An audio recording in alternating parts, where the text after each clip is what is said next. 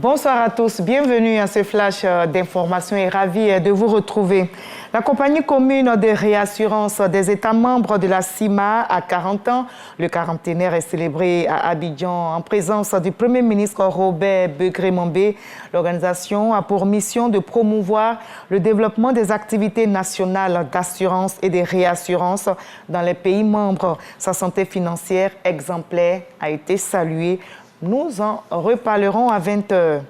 Et sans répit, le chef du gouvernement ivoirien Robert Begré-Mambé était aussi ce jour à Yopougon, à la caserne de police BAE. Robert Begré-Mambé a donné le coup d'envoi des travaux de construction du programme de logement en location-vente et location simple. 3000 logements seront construits sur le site de la cité policière BAE dans l'une des plus grandes communes de Côte d'Ivoire, Yopougon. Après la Côte d'Ivoire, le Maroc abritera la CAN 2025.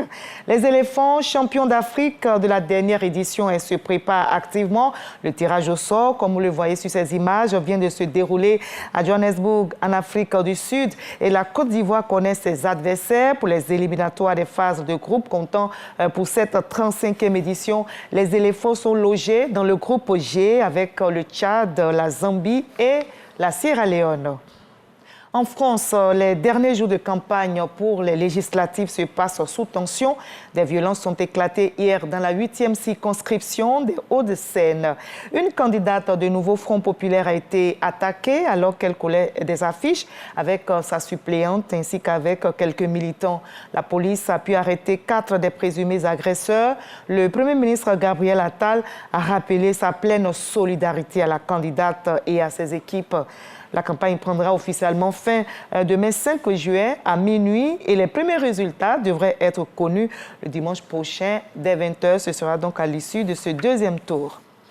Le Royaume-Uni s'apprête à changer de visage. Les élections législatives ont eu lieu aujourd'hui et ils sont 46 millions d'électeurs appelés aux urnes pour renouveler les 650 sièges de la Chambre des communes. Notez qu'après le premier tour, les travaillistes sont déjà grands favoris avec un sondage de 40% contre 22% pour Rishi, le 5e Premier ministre conservateur en 14 ans et 16% pour Réforme et 10% pour les libéraux démocrates centristes.